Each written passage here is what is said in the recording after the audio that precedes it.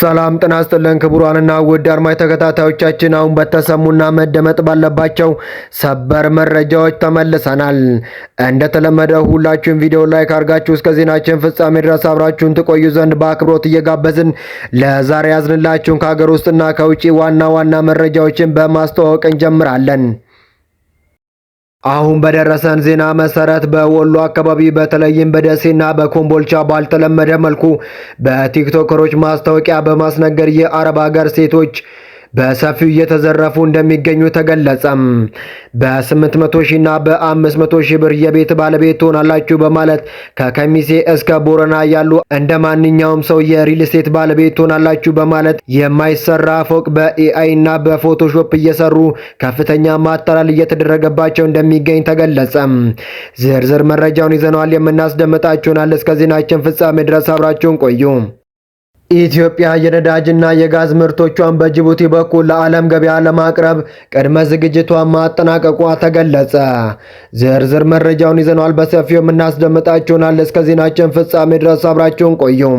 በመካከለኛው ምስራቅ ያለው ግጭት መልሶ ይቀሰቀሳል በሚል ስጋት በዛሬው ዕለት የኢራን ሰማይ ላይ የሚበሩ አውሮፕላኖች ቁጥር ሙሉ በሙሉ መቀነሱ ተገለጸ። ዝርዝር መረጃውን ይዘናል የምናስደምጣችሁናል። እስከ ዜናችን ፍጻሜ ድረስ አብራችሁን ቆዩ። የሱዳኑ ወታደራዊ መንግስት መሪ የሆኑት ሌተናል ጀነራል አብዱል ፈታህ አልቡርሃን ከዩናይትድ አረብ ኤምሬትስ ጋር ለመነጋገር ፈቃደኛ መሆናቸውን ገልጸው ከንግግሩና ከስምምነቱ በፊት ግን መፈጸም ያለባቸው መብትና ግዴታ ቅድመ ሁኔታዎች መኖራቸውን አስቀመጡ። ዝርዝር መረጃውን ይዘናል በሰፊው የምናስደምጣችሁናል።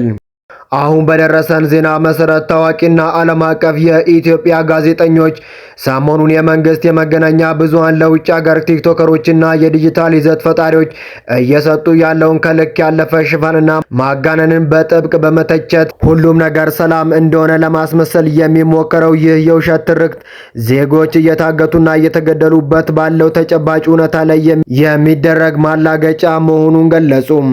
ዝርዝር መረጃውን ይዘናል በሰፊው የምናስደምጣችሁ ሆናል። እስከ ዜናችን ፍጻሜ ድረስ አብራችሁን ቆዩ። እንዲሁም ለዚህ ታላቅ የዩቲዩብ ቻናል አዲስ ሲሆናችሁ ደግሞ ሁላችሁም የዩቲዩብ ቻናሉን ሰብስክራይብ አድርጋችሁ የደውል ምልክቷን በመጫን ኦል የምትለውን ያብሩ።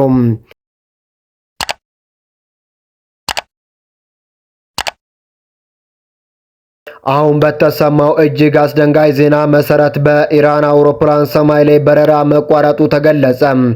በመካከለኛው ምስራቅ ያለው ግጭት መልሶ ይቀሰቀሳል በሚል ስጋት በዛሬው ዕለት የኢራን ሰማይ ላይ የሚበሩ የአውሮፕላን ቁጥሮች በከፍተኛ ሁኔታ ቀንሶ መዋሉ ተገለጸ።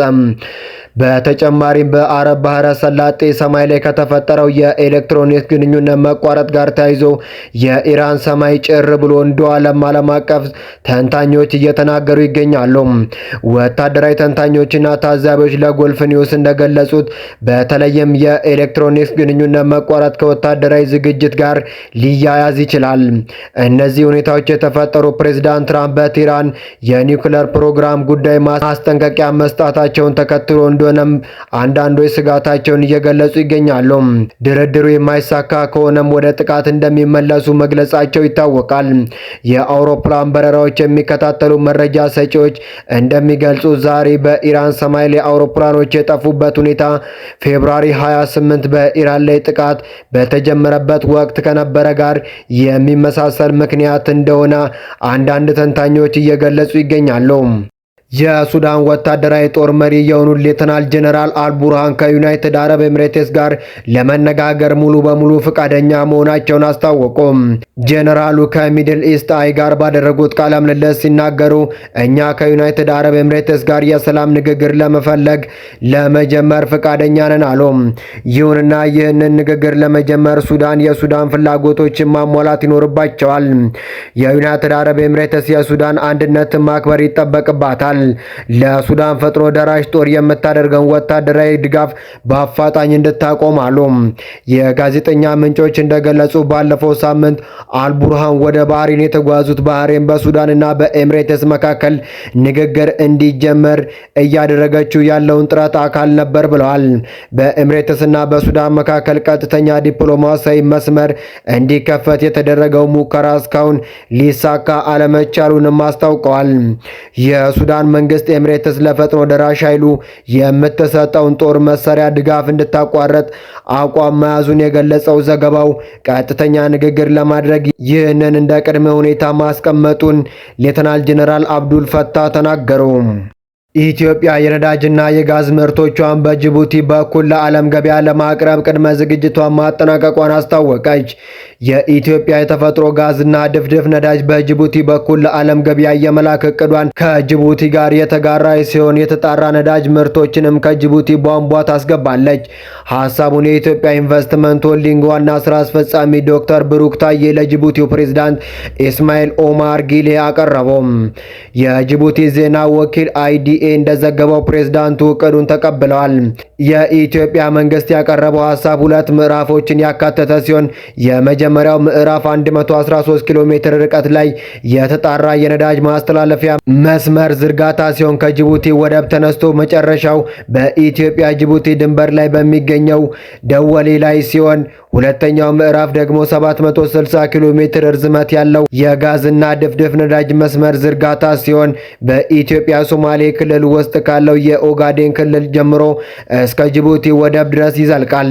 ለሁለቱም የቧንቧ መስመር ዝርጋታና የነዳጅ ማጣሪያ አጠቃላይ ወጪ ከ10 ቢሊዮን ዶላር በላይ እንደሚወስድም ተገልጿል። የጅቡቲዎቹ ስኬት በኢትዮጵያ ጅቡቲና በዳንጎቴ ኢንቨስትመንት ግሩፕ መካከል ያለው ትብብር ወደ ላቀና ስትራቴጂካዊ ደረጃ እንደሚያሳድገው ይጠበቃል። ከ7 ዓመታት በፊት በኢትዮጵያ ሶማሌ ክልል የተገኘውን ድፍድፍ ነዳጅ ወደ ውጭ ለመላክ ቱቦ እየተቀበረ መሆኑን ከዚህ ቀድሞ መዘገባችን ይታወሳል። ታዋቂውና አንጋፋው ዓለም አቀፉ የኢትዮጵያ ጋዜጠኛ ኤልያስ መሰረት ሰሞኑን የመንግስት መገናኛ ብዙሃን ለውጭ ሀገር ቲክቶከሮችና የዲጂታል ይዘት ፈጣሪዎች እየሰጡ ያለውን ከልክ ያለፈ ሽፋንና ማጋነን በጥብቅ በመተቸት ወቅታዊ ማብራሪያ ሰጥቷል። ጋዜጠኛው ይህንን ድርጊት የሀገሪቱን እውነተኛ አንገብጋቢና ወቅታዊ ችግሮች ወደ ጎን በመተው ሆን ተብሎ የህዝብን ትኩረት ወደ ሌላ አቅጣጫ ለማስቀየር የሚደረግ ኃላፊነት የጎደለው የሚዲያ ስልት ነው ሲል በግልጽ ኮንኖታል።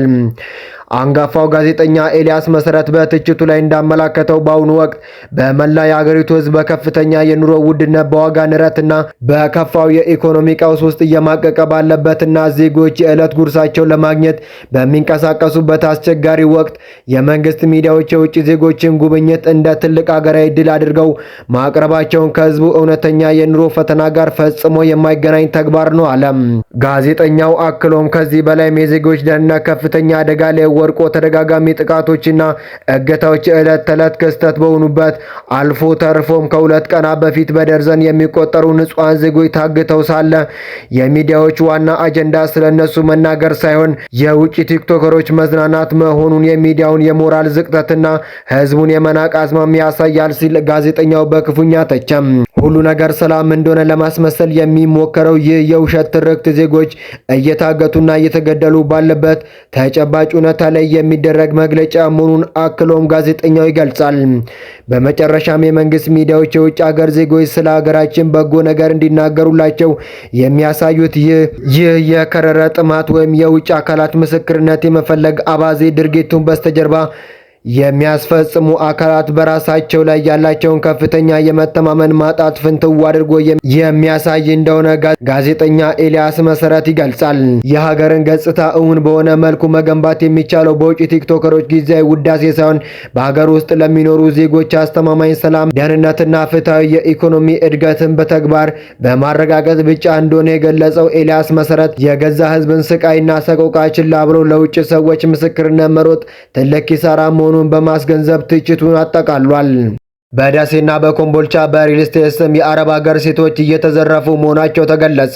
በተለይም በወሎ አካባቢ በደሴና በኮምቦልቻ ባልተለመደ መልኩ በቲክቶከሮች ማስታወቂያ በማስነገር የአረብ ሀገር ሴቶች በሰፊው እየተዘረፉ መሆናቸው ተገለጸ። በቅርቡ ብዙ ነገሮች እንደሚሰሙ የመረጃ ምንጮቻችን የጠቀሱልን ሲሆን ራሳቸውን እንደ ሪል ስቴት ባለቤት የሚመለከቱ ለአረብ ሀገር ሴቶች ተቆርቋሪ ነን የሚሉ በሶሻል ሚዲያ ፕላትፎርም እያቋቋሙ የማይሰራ የህንፃ ዲዛይን በፎቶሾፕ እና በኤአይ ያሳዩ ብዙ የአረብ ሀገር ሴቶችን ወደ ማህበሩ በማምጣት ገንዘባቸውን እየበዘበዙ ይገኛሉ። በ800 ሺህ እና በ500 ሺህ ብር የቤት ባለቤት ትሆናላችሁ በማለት ከኬሚሴ እስከ ቦረና ያሉ አረብ ሀገር እንደማንኛውም ስደተኛ ሲሰሩ የነበሩ አሁን ላይ በአጭር ጊዜ የከበሩ በጣት በሚቆጠሩ የሚዲያ ሰዎች ማስታወቂያ ብዙዎች መጭበርበራቸውን ታማኝ ምንጮች ለሚዲያችን አድርሰዋል። አሁን ላይ ስማቸው የማይጠቀሱ በማጭበርበር ላይ ያሉ ማስረጃ የደረሰን ቲክቶከሮች በቅርቡ ዝርዝራቸውን በይፋ የምናቀርብ ይሆናል። በሌላ በኩልም ለማስታወስ ያክል እስካሁን በእነዚህ በጣት በሚቆጠሩ ሰዎች ማስታወቂያና ጩኸት ተታላችሁና የቤት ባለቤት እንሆናለን ብላችሁ ወደ ማህበሩ ያልገባችሁና ገንዘብ ያልከፈላችሁ ሰዎች ከዚህ የማጭበርበር ቡድን እንድትቆጠቡ እናሳስባለን። በዚህ ጉዳይ የደሴና ኮምቦልቻ መንግስት አካላትና ጉዳዩ የሚመለከታቸው ዝምታቸውን ባትመርጡና በስደት ላሉ ወገኖቻችን ስትሉ ስለ ጉዳዩ ማጣራትና ምርመራ እንድታደርጉ እናሳስባለን።